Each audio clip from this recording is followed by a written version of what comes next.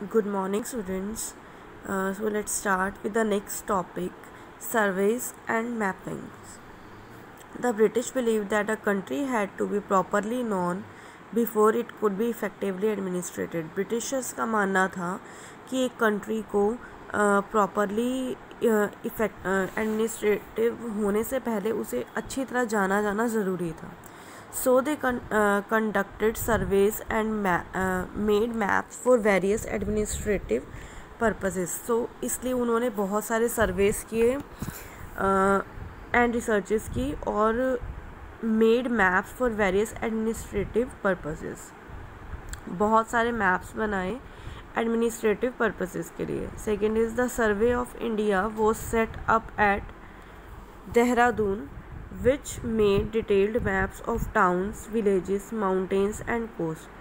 The surveys of India, India के जो सर्वेस होते थे वो सेट अप एट देहरादून. उसको करने के लिए देहरादून में एक बनाया गया which made detailed maps of towns. वो क्या करते थे कि टाउन्स के डिटेल्ड मैप्स बनाते थे, विलेजेस के मैप्स बनाते थे, माउंटेन्स एंड कोस्ट के मैप बनाते थे. The map of Hyderabad region was made by doctor H.W. Voysey in 1821.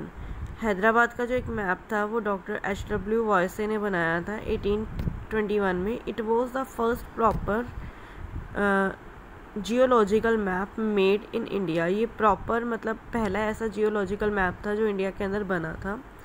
The maps of the colonial period help us to know about the rural and urban pattern of settlements and how they have changed over a period of time. ये जो maps थे उस time के ये बताते थे कि rural and urban pattern of settlements मतलब लोग कैसे रहते थे कि रूरल एरियाज़ थे उनके या अर्बन एरियाज़ थे उनकी सेटलमेंट्स कैसी थी. And how they have changed over a period of time मतलब धीरे धीरे वो चेंज कैसी हुई उनकी life. In villages, revenue surveys were conducted. From the end of 19th century, census operations were held every 10 years to prepare detailed record of the number of people in India. धीरे धीरे Sarves start हुए. अब उसमें 19th century में census operation start किए गए मतलब जनगणना स्टार्ट की गई जिसमें घर घर जाकर लोगों की जो नंबर थे मतलब एक घर में रहने वाले लोगों की संख्या कितनी है उसको बताया जाता था और ये जो थे और उसका रेशो निकाला जाता था मतलब पूरी कंट्री के अंदर कितने लोग हैं. ये हर 10 ईयर्स के बाद की जाती था ये survey. Next is non administrative sources. The non administrative sources are printed books, biographies and autobiographies, newspapers, magazines, letters, pamphlets, films, photographs, paintings, artifacts and historical buildings. ये सब जो थे वो नॉन एडमिनिस्ट्रेटिव सोर्सेज थे. First is printed books. with the introduction of the printing press, more books were produced and were easily available for the common people. अब जैसे जैसे printing press आई, more books वर produce, ज़्यादा से ज़्यादा books निकाली जाने लगी, प्रिंट की जाने लगी and were easily available for the common people.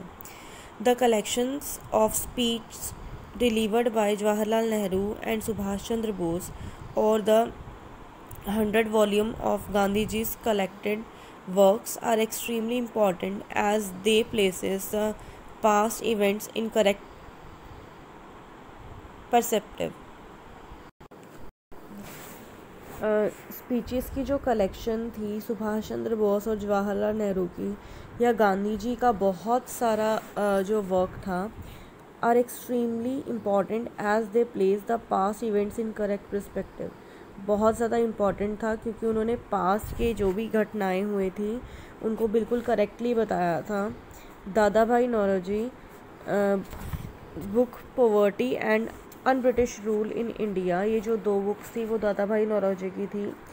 Poverty and un British rule in India attack the British governments economic policies and is an important source for the economic history of this period. अब ये जो 2 books थी उन्होंने सीधा सीधा British government की जो policies थी, इकोनॉमिक पॉलिसी थी, उसके ऊपर अटैक किया था। शरत चंद्र Chatterjee and Munshi Premchand wrote about the peasants and the शरत चंद्र चटर्जी और मुंशी प्रेमचंद ने पीजेंट्स मतलब जो मजदूर थे, किसान थे, उनके बारे में राइट किया। और ब्राउन टॉर्डन मतलब जो उस टाइम पे पिछड़े हुए लोग थे, उनके बारे में राइट किया। उनकी जो हालत थी उस टाइम पे, उसके बारे में राइट किया। These books helped in the spread of the nationalist spirit among the masses. Government records, on the other hand, spoke only of administrative measures taken during the period, suggesting what the British wished to preserve for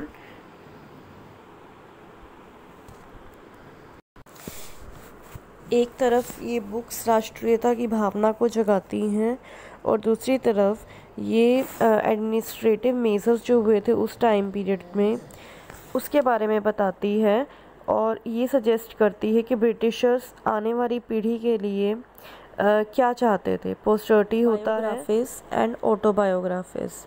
A number of biographies and autobiographies were written by people during this period. इस period में बहुत सारी biographies और autobiographies right की गई। Among these writers, there were many talented women who criticized the social differences between men and women. Writers के अलावा मतलब कुछ बहुत टैलेंटेड वुमेन भी थी जिन्होंने क्रिटिसाइज़ किया था, मतलब कि आलोचना की थी उस टाइम पे जो डिफरेंस होता था मैन और वुमेन के बीच में, उसके बारे में। One of the most important writer of this period was Tarabai Shinde, who wrote स्त्री पुरुष तुलना। उस टाइम की एक बहुत ही अच्छी राइटर थी जो ताराबाई शिंदे थी। उन्होंने एक बुक राइट की थी, स्त्री पुरुष तुलना।